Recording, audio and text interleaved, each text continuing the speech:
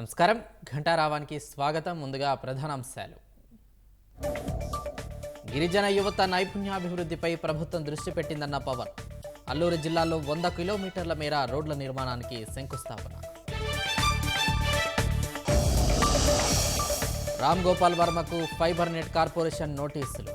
వ్యూహం మూవీకి అనుచిత లబ్ధి పొందారంటూ అభ్యంతరాలు.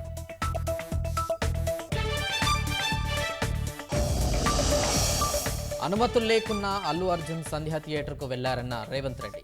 తొక్కిసలాట జరిగిందని చెప్పినా నిర్లక్ష్యంగా వ్యవహరించారంటూ ఆగ్రహం.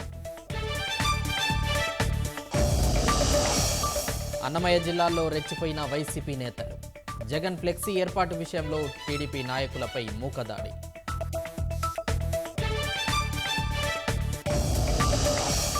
ఎట్టకేలకు ఉన్నత విద్యామండలి చైర్మన్ నియామకం. మధుమూర్తికి అవకాశం ఇచ్చిన ప్రభుత్వం.